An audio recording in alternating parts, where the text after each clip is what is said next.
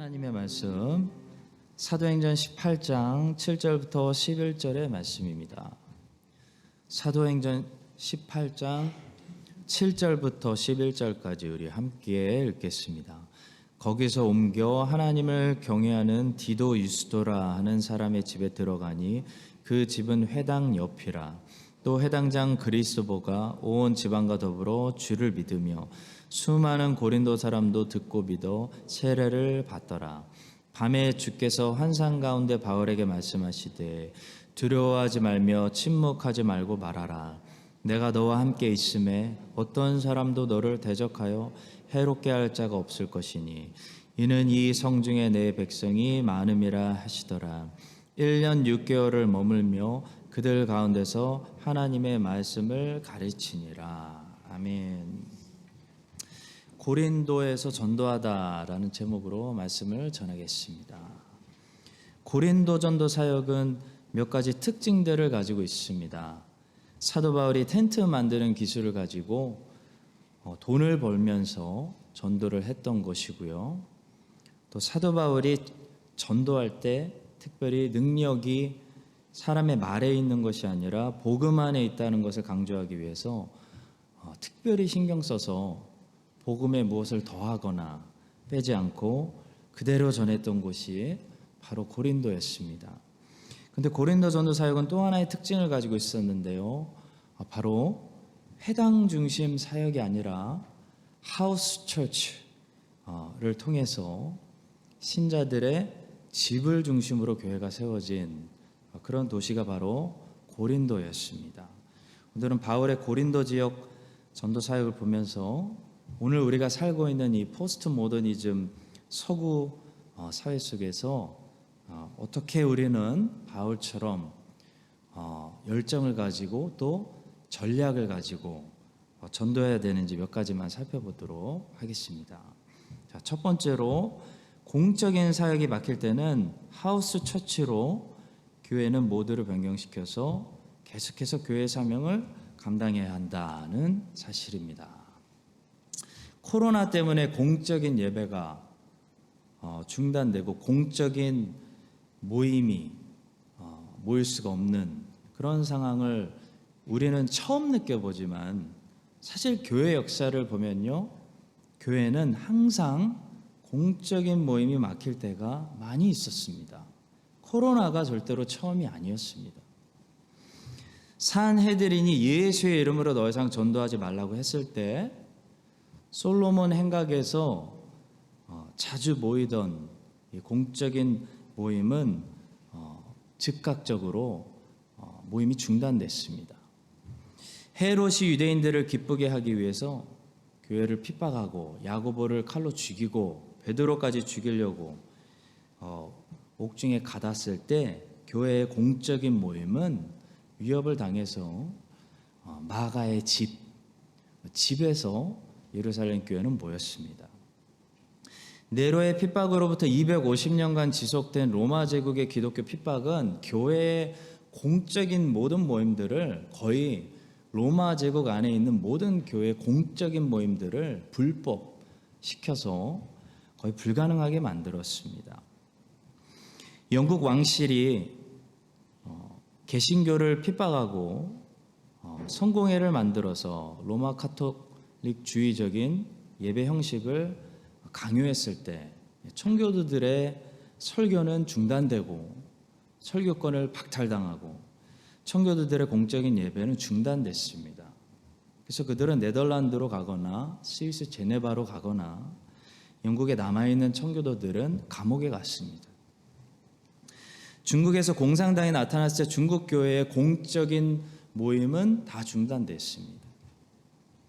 자, 그러나 이렇게 공적인 교회 모임들이 방해를 받고 박해를 받고 중단될 때마다 유대와 사마리아에서 로마 제국 구석구석에서 영국에서 중국에서 일어난 공통점이 있습니다.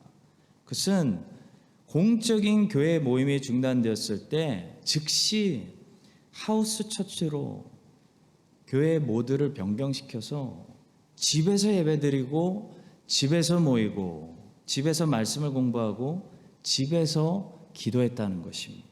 이것이 기독교 역사입니다. 오늘 본문을 봐도요, 사도 바울은 먼저 유대인의 회당으로 들어가서 안식일을 중심으로 유대인들이 모이는 공적인 모임을 통해 사역을 하고 있었습니다. 근데 그 공적인 모임에서 바울이 더 이상 사역을 할 수 없게 되었습니다. 그랬을 때 바울은 사역을 멈추지 않았습니다. 모드를 바꿔서 집으로 가서 집에다가 교회를 세우는 그런 사역을 했다는 거죠. 사도행전 18장 4절 그리고 7절의 말씀입니다. 안식일마다 바울이 회당에서 강론하고 유대인과 헬라인을 권면하니라. 안식일마다 바울이 회당에서 공적인 모임을 사용해 가지고 유대인과 헬라인들에게, 고린도에 사는 유대인과 헬라인들에게 복음을 강론했는데요, 말씀을 가르쳤는데요, 유대인들이 바울을 미워해 가지고 그 모임이 더 이상 지속될 수 없게 되었습니다. 바울은 한마디로 고린도 회당에서 설교권을 박탈당했습니다. 그랬더니 바울이 어떻게 했을까요? 7절, 거기서 옮겨 하나님을 경외하는 디도 유스도라 하는 사람의 집에 들어가니, 그 집은 회당 옆이라. 집에서부터 고린도 교회가 개척됩니다. 바울은 공적인 모임이 막혔을 때 거기서 좌절하거나 어쩔 줄 몰라 하거나 시간을 끌거나 사역을 중단하지 않고요, 거기서 옮겨서 디도 유스도라 하는 사람의 집에 들어가서 계속해서 고린도라는 도시에 하나님의 말씀을 심고 하나님의 교회를 세우는 데 노력했습니다. 고린도는 그래서 하우스 처치들을 중심으로 교회가 생겨난 도시입니다. 바울의 하우스 처치 사역의 결과는 대단했습니다. 8절에 보시면 수많은 고린도 사람도 듣고 믿어 세례를 받더라 라고 말씀하고 있고요, 바울이 이렇게 디도 유스도의 집을 중심으로 말씀을 가르치고 있을 때 주님께서 바울에게 환상 중에 나타나셔서 위로하고 격려하시면서 잘하고 있다, 계속해라 라고 말씀하신 것을 보게 됩니다. 9절과 10절입니다. 밤에 주께서 환상 가운데 바울에게 말씀하시되 두려워하지 말며 침묵하지 말고 말하라. 내가 너와 함께 있음에 어떤 사람도 너를 대적하여 해롭게 할 자가 없을 것이니 이는 이 성중에 내 백성이 많음이라 하시더라. 바울이 공적으로 설교를 잘하고 회당이 부흥하고 있을 때 이 말씀을 하신 게 아닙니다. 설교권 박탈당하고 비공식적인 그런 모임에서, 집에서 교회를 개척하고 있을 때 주님께서 잘하고 있다, 계속해라 라고 말씀하신 겁니다. 성도 여러분, 장소가 작아졌다고 해서 복음의 능력이 작아지는 것은 아닙니다. 우리는 공적으로 다 함께 모이는 이런 공예배와 제도권 중심의 교회도 지켜야 하지만 항상 만약을 대비해서 이 하우스 처치를 할 줄 알아야 됩니다. 공예배를 드릴 수 있는데도 집에서 예배 드리라는, 공예배 오지 않고 집에서 예배 드리라는 말씀이 아닙니다. 공모임은 지킬 수 있을 때까지 지켜야 하는 하나님이 주의 백성들에게 주시는 최고의 축복이고 선물입니다. 그러나 공모임의 특징은 항상 중단될 수 있다는 겁니다. 항상 중단될 수 있기 때문에 기독교인들은 절대 중단되지 않는 하우스 처치를 할 수 있는 준비를 갖추고 있어야 된다는 거죠. 공모임은 언제든 중단될 수 있지만 이 하우스 처치와 가정교회는 특징이 어떤 상황 속에서도 중단되지 않습니다. 솔직히 가정교회를 막는 것은 불가능합니다. 가정에서 가족이 예배드리고 말씀 나누고 기도하겠다는데 누가 무슨 수로 그걸 일일이 다 적발하고 그것을 막을 수 있겠습니까? 못 막습니다. 불가능합니다. 공예배는 막을 수 있는데요, 가정예배는 못 막습니다. 그것이 가정교회의 힘입니다. 막을 수 있는 방법이 없습니다. 스스로 중단하는 것밖에 없습니다. 그래서 로마 제국이 아무리 기독교인들의 예배를 중단시키려고 해도 소그룹으로 집에 모여서 예배드리면 못 막는 겁니다. 시끄러운 소리가 나서 적발된다면 조용히 예배드리면 돼요. 조용히 찬양하면 돼요. 막을 수 있는 방법이 없어요. 그러니까 중국이나 북한이나 무슬림 핍박이 강한 사우디아라비아나 이런 지역들에 지금 교회가 없는 게 아니에요. 하나님의 교회가 지금도 거기 있고 지금도 거기 있는 제단에서 주의 택함 받은 성도들은 우리와 같이 예배를 드리고 있는데요. 다만 거기 있는 교회들은 우리처럼 공적인 제도권의 교회로 존재하는 것이 아니고 현재 하우스 처치로 존재하고 있는 거죠. 소그룹으로 그래서 모입니다. 그게 특징이에요. 하우스 처치의 특징. 소그룹으로 모이고 집에서 예배 드리는 리더가 있는 거예요. 리더. 자, 집에서 예배 드리다 보니까 장단점이 있습니다. 근데 우리보다 훨씬 뛰어난 점이 뭐냐면 하나님을 아는 것과 암과 삶이 분리되지 않는다는 거죠. 하나님 말씀이 선포되는 곳이 집이기 때문에 하나님 말씀을 배우는 곳이 집이기 때문에 이 삶의 현장이기 때문에 하나님 말씀이 삶으로 바로 연결될 수 있는 그런 장점이 있습니다. 자, 이것이 가정교회의 큰 장점이라고 할 수 있습니다. 물론 단점도 있습니다. 이단 같은 신천지가 들어올 때 이렇게 차단하고 이상한 리더가 세워져서 이상한 소리를 할 때 잘 막지 못한다는 그런 단점이 있죠. 그래서 중국 같은 데 보면 이상한 교리와 이단들이 많이 있는 것입니다. 어쨌든 가정교회는 큰 장점도 가지고 있습니다. 마찬가지로 성도 여러분, 크라이스트 찬인 장로교회는 공적인 제도권 아래에 있는 교회인데요. 우리는 어떤 교회가 되어야 하냐면 수많은 가정교회들로 구성되어 있는 그런 교회가 되어야 됩니다. 수많은 가정교회들의 목자들이 모이는 그런 교회가 되어야 된다는 거죠. 수많은 가정교회들이 쫙 흩어져서 집에서 하나님을 섬기고 주일에는 모여서 함께 하나님을 승리를 자축하며 하나님이 베풀어 주신 잔치를 나누는 그런 교회가 건강한 교회입니다.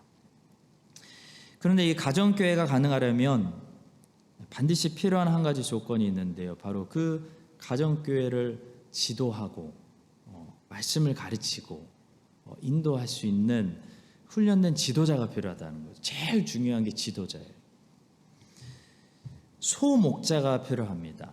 누가 가정교회 그러면 소목자가 되어야 하겠습니까? 가장이 되는 것이 가장 적절하겠죠. 가장이 돼야죠. 각 가정교회가 얼마나 건강한 교회로 세워질 수 있는지는 각 가정의 가장들에게 달려 있습니다. 그래서 우리 가장들이 사실 이렇게 수요 예배나 금요 예배나 새벽 예배나 성경 공부에 나와서 은혜 받고 말씀 받고 성령 받고 배우고 여기서 훈련 받아야 되는 거예요. 훈련 받아서 가서 풀어야 되는 거죠. 여기서 체험 받고 가서 이끌고 인커리지하고 자녀와 아내를 세우고 나아가야 되는 것입니다. 근데 여기 와서 얻고 충전을 받고 가서 나눠야 되는 것입니다. 성도 여러분, 한 가지만 기억합시다. 공모임은 하나님이 주신 엄청난 축복이에요. 엄청난 축복. 이건 축복이고 특권 중에 특권입니다.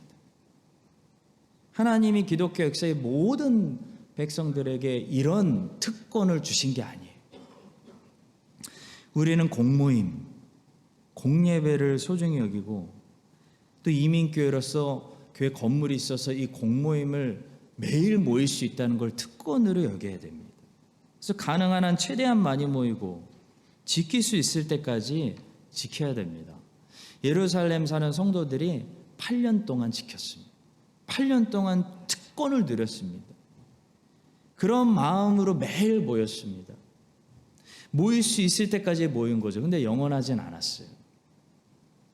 왜냐하면 공모임은 언제든지 멈추고 바뀔 수 있기 때문입니다. 지금은 평화시이지만 핍박시로 들어가면 공모임은 중단돼야 돼요. 그래서 공모임은 주셨을 때 최대한 거기서 혜택을 받아가셔야 돼요. 젖을 먹고 젖을 빨고 자라나야 돼요. 그러나 우리는 또한 늘 하우스 처치를 할 수 있는 준비가 되어 있는 그런 성도들이 돼야 됩니다. 왜냐하면 가정교회는 막을 수 있는 방법이 없기 때문에 주님 다시 오실 때까지 가정교회는 어느 나라에서나 어느 상황 속에서나 교회가 지속되는 곳이기 때문이에요. 이 공적인 모임, 솔로몬 행각 모임만 의지하고 솔로몬 행각에서 영원히 베드로가 설교해 줄 거라고 그것만 의지하면 안 되는 거예요. 유대와 사마리아로 흩어져야 될 때가 올 수도 있는 거예요. 바울이 가능하면 유대인의 회당에서 안식이 일어나는 공모임을 통해서 말씀을 전하고, 그것이 안 될 때는 사역을 멈춘 것이 아니라 집에서 예배드리고, 집에서 말씀 가르치고, 집에서 제자들을 1명, 2명 양육했던 것처럼 여러분과 저도 일단 공모임과 이 공모임을 지키고 감사하면서 최대한 혜택을 누리면서 또 하우스 처치를 할 수 있는 그런 준비된 사람들이 되어서 교회에서나 가정에서나 하나님의 나라를 세워가며 평화시나 핍박시나 어느 상황이 되든지 이 복음의 일꾼으로 쓰임받을 수 있는 우리 모두가 될 수 있기를 예수 그리스도의 이름으로 축복합니다. 두 번째로, 말씀이 언제 결실할지 모르고 누가 언제 믿을지 모르기 때문에 우리는 소망을 가지고 침묵하지 말고 말해야 합니다.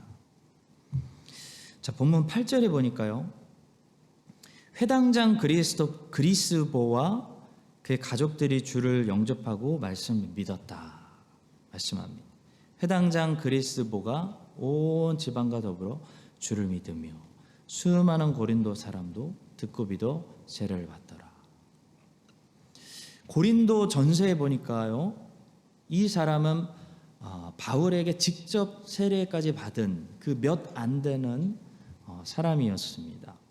나는 그리스보와 가이오 외에는 너희 중 아무에게도 내가 세례를 베풀지 아니한 것을 감사하노니. 자, 그런데 이 사람이 언제 믿었을까요? 시기를 눈여겨볼 필요가 있습니다. 회당장이었던 이 사람은 바울이 회당에서 전할 때 믿은 것이 아닙니다. 바울이 회당에서 떠난 후에, 쫓겨난 후에 디도 유스의 집에서 하우스 처치를 할 때 믿었던 것 같습니다. 왜냐하면 7절과 8절 사이에 이 7절과 8절을 자연스럽게 연결해주는 그 집은 회당 옆이라 하면서 회당장 그리스보 얘기를 하고 있기 때문입니다. 그래서 7절에 보시면 바울은 이미 회당을 떠나서 디도 유스도의 집에서 말씀 사역을 새롭게 시작했는데요. 디도 유스도의 집은 회당 옆이었습니다. 그때 8절에 보시면 회당장 그리스보와 그의 온 집안이 많은 사람들과 더불어 예수를 믿게 됐다. 고린도 도시의 유대인 회당 사역은 그렇게 큰 전도의 열매를 맺는 사역이 아니었어요. 유대인들이 방해하기 때문에. 근데 오히려 하우스 처치를 디도 유스도의 집에서 하우스 처치를 통해서 사역을 했을 때 많은 회당장도 믿고 많은 사람들이 믿었다. 그런 기록입니다. 성도 여러분, 누가 언제 믿을지 여러분과 저는 모릅니다. 때는 하나님께 속한 거죠. 말씀이라는 것은 언제 결실할지 하나님이 아십니다. 하나님이 결실하게 해주셔야 말씀이 결실하는 것이지, 우리가 열심히 한다고 우리의 열심히 말씀을 결실하게 한다거나 말씀이 결실한 시간을 앞당기는 것도 아닙니다. 따라서 우리는 지금 결실하지 않는다고 좌절하면 안 되고요. 내가 이렇게 열심히 했는데 결실하지 않는다고 좌절해서도 안 돼요.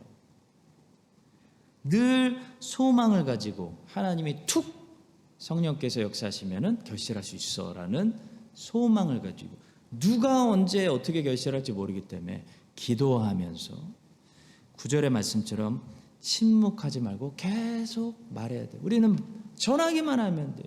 선포하기만 하면 돼요. 가르치면 돼요. 말씀 사역은 멀리 보고 하는 것입니다. 성도 여러분. 낚싯바늘을 던질 때 멀리 던지듯이 말씀 사역은 미래를 보고 하나님의 시간을 보고 내 시간이 아니라 하나님의 시간을 보고 기도하면서 기다리면서 인내하면서 던지는 것이지 말씀이라는 것은 절대로 내 시간에 결실하지 않습니다. 얼마 전에 제가 페이스북을 통해 시드니 제1교회에서 제가 가르치던 유스 아이가 지금 전도사가 된 걸 알았어요. 그 교회에서 전도사가 돼서 유스 그룹을 가르치고 있다는 것을 알고 깜짝 놀랐습니다. 그때는 그렇게 말을 안 듣더니 이제야 말을 듣는구나. 떠나니까 말귀를 알아들었구나. 나는 심었고 내 뒤에 있는 사람이 물을 줬구나. 근데 성도 여러분, 하나님 말씀이라는 게 그런 것 같아요. 물론 지금 결실하는 소수도 있습니다. 소수도 있어요. 그래서 위로를 받는 건데 다수는, 특히 주일학교는 지금 결실 보고 씨앗 뿌리는 게 절대 아닙니다. 낚싯바늘을 멀리 던지셔야 돼요. 멀리. 10년 후를 바라보고 던져야 돼요. 20년을 바라봐야 될지도 몰라요. 저는 30살에 제대로 정신 차렸어요. 그래서 말씀 사역자는 결실을 기대하고 사역하면 다 절망합니다. 농부는 열매를 기대하고 농사를 하겠지만 말씀 사역자는 열매를 기대하고 말씀 사역하시면 안 돼요. 말씀 사역자는 주님을 바라보고 사역하는 거예요. 열매 바라보고 하는 거 아니에요.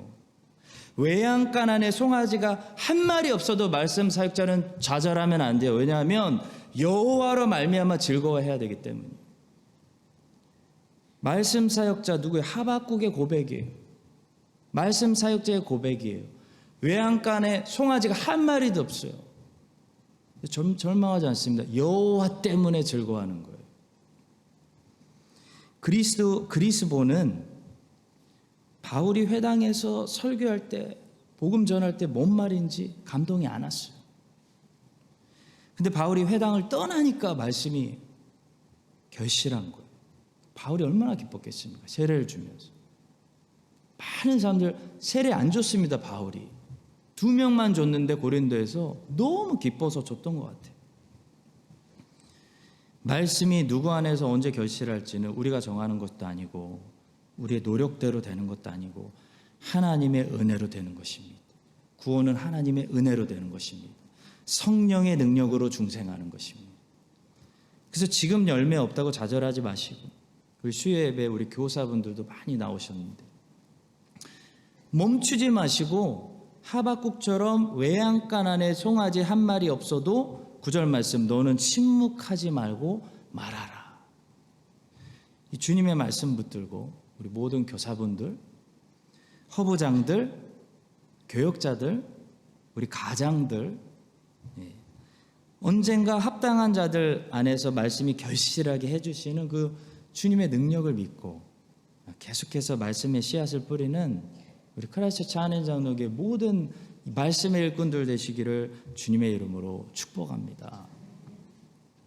자, 세 번째로 하나님의 일꾼들을 지키시는 하나님의 보호와 위로의 방법은 언제나 하나님이 그들과 함께 하심이라는 위대한 사실입니다.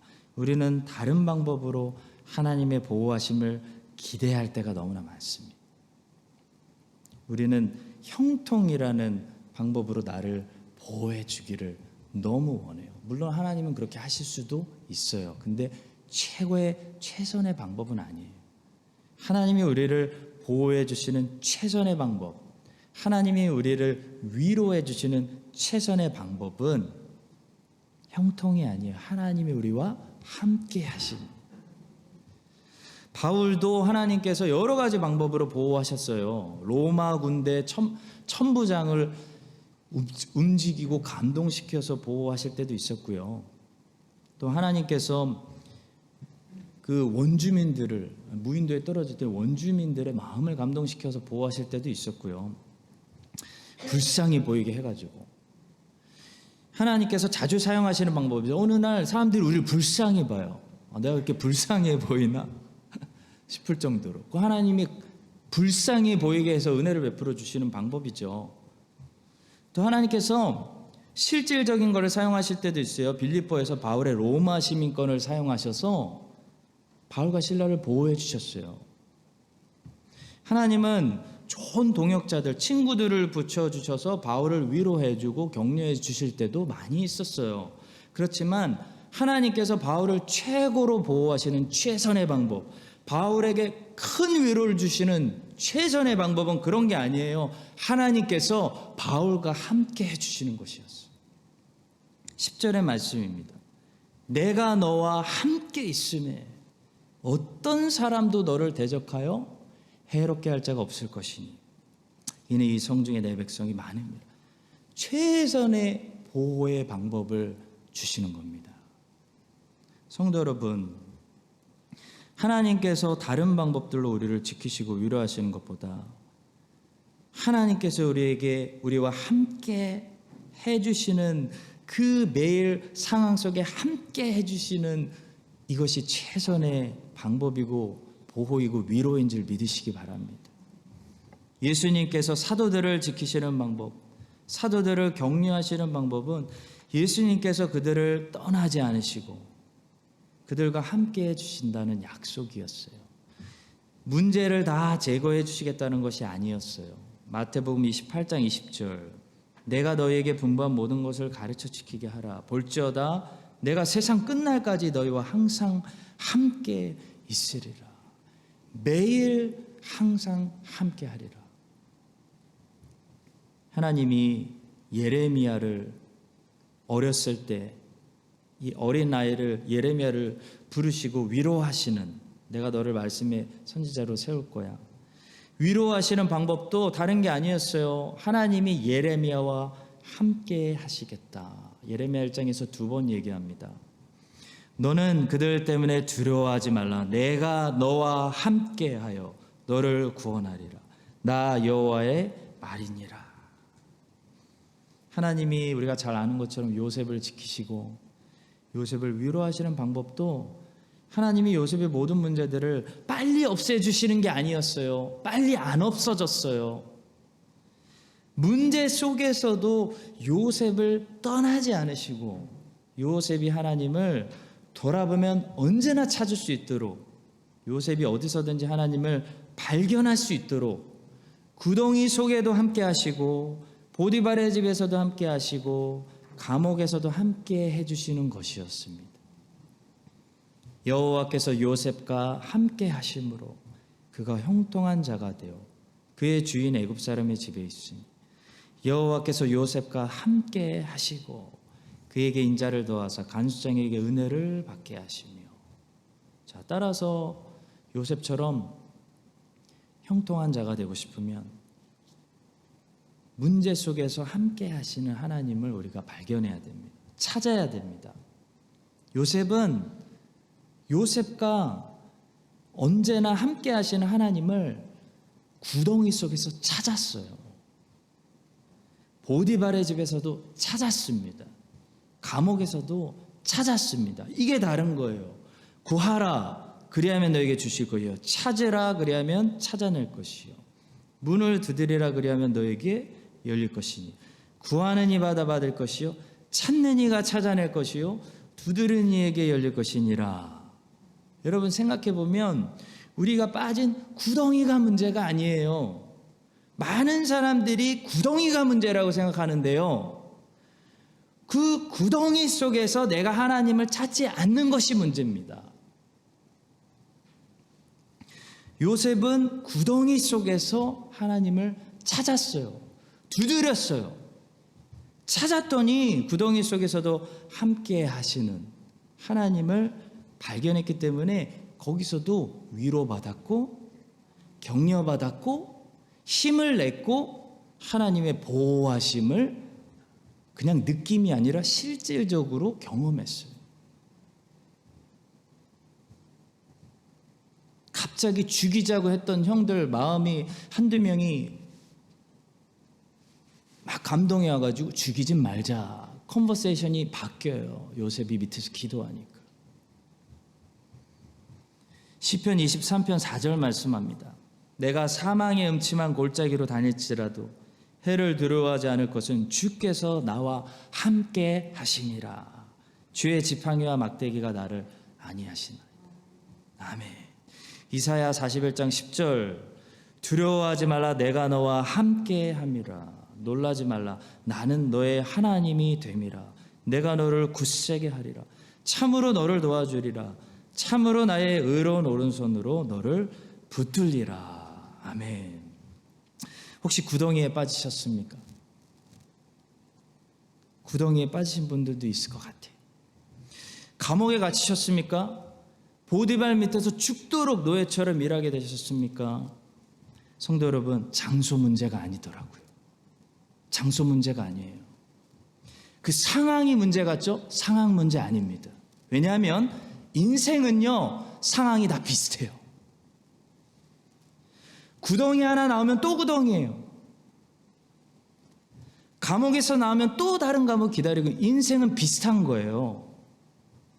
문제는 뭐였냐면 우리가 거기서도 우리와 함께 하시는 하나님을 매일 찾고 있느냐, 찾지 않느냐, 그 차이인 거예요. 그 차이입니다. 구덩이가 있고 없느냐의 차이 아니에요. 속는 거예요, 세상에. 매일 어떤 상황 속에서도 나와 함께, 매일이 구덩이일 수도 있어요, 인생은. 근데 매일 어떤 상황 속에서도 나와 함께 하시는 하나님이 계시다고요.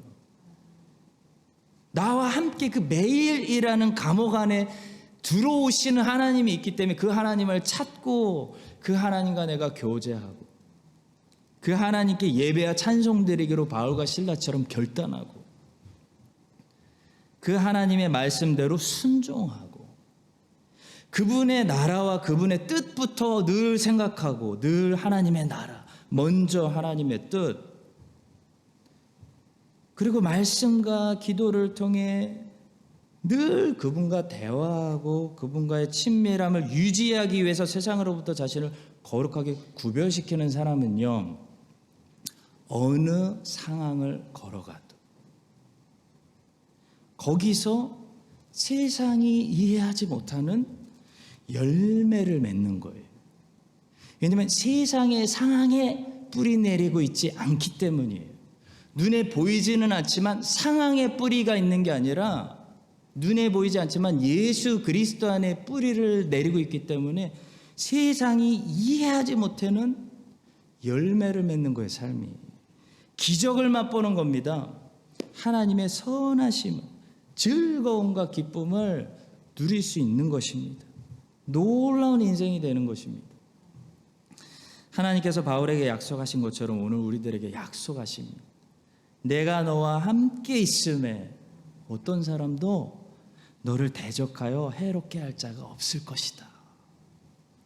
이 말씀을 우리가 붙들고요, 우리와 함께 하시는 하나님, 우리를 떠나지 않으시는 하나님을 매일 우리도 찾아야 됩니다.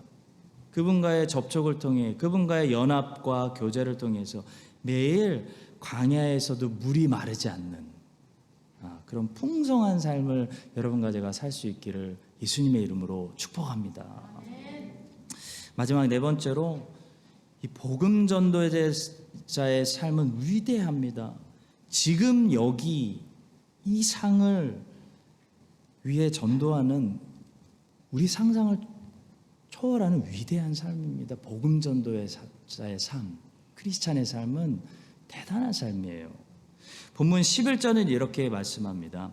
1년 6개월을 머물며 그들 가운데서 하나님 말씀을 가르치니라. 바울이 1년 6개월 동안 있었습니다. 2차 전도여행 때 고린도에서 머물면서 하나님의 말씀을 가르쳤다. 근데 이 하나님의 말씀을 가르쳤다라는 영역이 우리의 상상을 초월해요.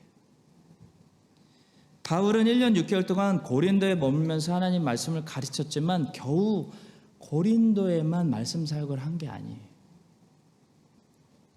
바울은 1년 6개월 동안 고린도에 머물면서 고린도 사람들에게도 말씀을 가르쳤지만 데살로니가에 있는 사람들에게도 하나님 말씀을 가르쳤어요.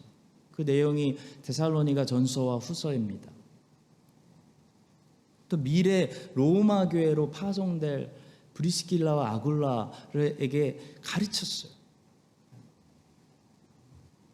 바울은 나중에 3차 전도 여행 때 에베소에 거의 3년 동안 머물게 되는데요. 그때도 에베소에 있는 사람들에게 하나님 말씀을 가르쳤지만 에베소에 있는 사람들에게 말씀을 가르친 게 아니에요. 온 소아시아에서 사람들이 다 몰려와가지고 두란노 서원에서 다 제자양육 받고 이 사람들이 다 흩어져가지고 온 터키 지역에 다 복음을 뿌렸어요. 또 바울은 에베소에 있는 동안 편지를 써서 고린도에 있는 사람들에게 거꾸로 하나님 말씀을 가르쳤어요. 고린도 전서를 보면 알 수 있습니다. 고린도 교회 교인들이 질문한 그 수많은 질문들에 대해서 바울이 얼마나 꼼꼼하게 정성스럽게 답하고 있습니까? 그 에베소에서 쓴 거예요. 바울은 에베소에서 밤낮으로 에베소에 있는 두란노 서원에서 하나님의 말씀을 전했는데요. 그러면서 편지를 써서 고린도에 있는 사람들에게도 하나님의 말씀을 동시에 가르친 겁니다. 성도 여러분, 이 하나님 말씀의 일꾼들은요, 우리의 지경이 우리가 생각하는 것보다 엄청나요. 훨씬 더 넓고 또 넓어질 수 있다고 믿어야 됩니다. 또 넓혀 달라고 기도해야 돼요. 왜냐하면 하나님의 말씀 때문이에요. 우리가 대단해서가 아니라 하나님의 말씀은 수평적으로 하면 땅 끝까지 갑니다. 땅 끝까지 갈 준비가 되어 있어요. 수직적으로는 다음 세대 그 다음 세대뿐만이 아니에요. 예수 그리스도 재림하실 때까지 갈 수도 있어요. 하나님의 말씀은 끝까지 가요.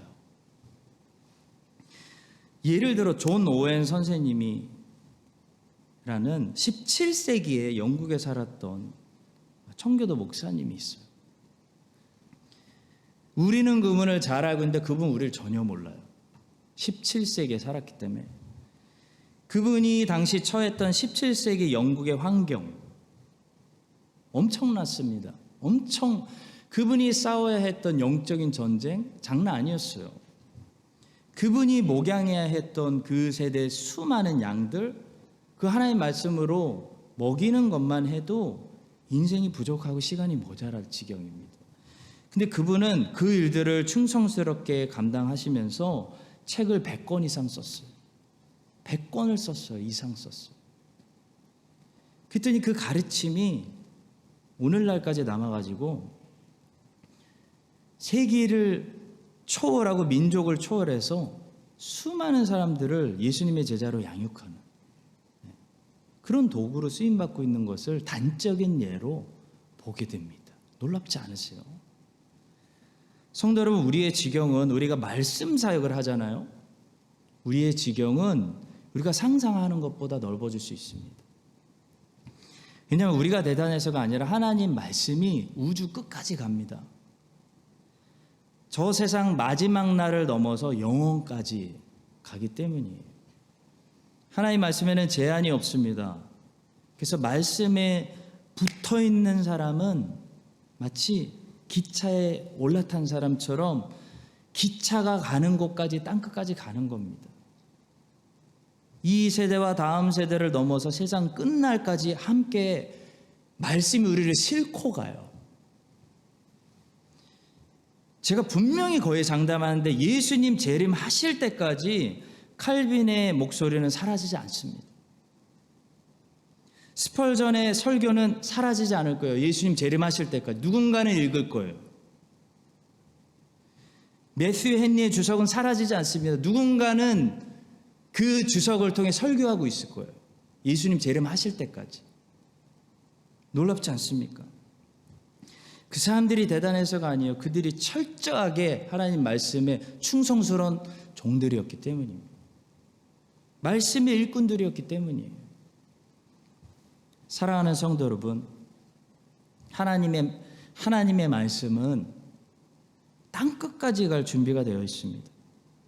하나님은 우리를 향해 오히려 반대로 질문을 던지시죠. 너희들은 어디까지 갈 준비가 된 것 같냐? 내가 너를 얼마나 쓸 수 있느냐? 하나님 말씀은 수평적으로는 공간을 초월해서 땅끝까지 모든 민족에게 갈 수 있지만 수직적으로는 시간을 초월해서 우리가 이 땅에서 다 죄가 돼서 사라진 후에도 이 땅에 남아서 주님 다시 오시는 세상 끝날까지 가게 되는 그 가르침이 남아있는, 그 보이스가 남아있는 그런 능력이 있습니다. 사도행전의 주제가 무엇입니까? 하나님의 복음이 성령의 능력 때문에 정말 연약한 이 사람들을 통해 기적적으로 어떻게 예루살렘으로부터 유대와 사마리아 넘어서 땅끝까지 가게 되는지, 그 기적을, 하나님의 말씀이 뻗어나가는 그 파워가 얼마나 대단한지 그걸 보여주는 게 사도행전이에요. 못 막아요. 이거를 못 막아요. 어마어마합니다. 로마 제국이 못 막아요. 여러분과 저도 할 수 있습니다. 우리가 한다는 것이 아니라 연약한 그릇도 흔들어 쓰시는 성령님이 계시기 때문에 제발 너의 삶을 달라. 하나님 말씀 자체가 땅끝까지 가는 능력이 있기 때문에 우리의 인생도 정말 세상에 복음을 나눠주고 진리의 말씀을 나눠주는 원하는 소원이 있으면은 하나님이 쓰실 수 있다는 겁니다. 하나님께서 우리의 인생을 사용하여 주셔서 우리의 삶을 통해 하나님 말씀이 수평적으로 모든 민족에게 저 땅끝까지 가게 해주시고, 수직적으로는 우리의 전도가 우리 자녀들 당연하고 우리 손자들도 당연하고 우리가 살아있을 때는 당연히 가르쳐야 되니까 그들을 넘어서 마지막 예수님 재림하실 때까지 우리의 티칭과 우리의 열정과 우리의 이 순종이 마지막 세대까지 전도되게 해 주시기를 오늘도 우리를 말씀의 충성스러운 일꾼들로 부르시는 예수 그리스도의 이름으로 간절히 축복합니다.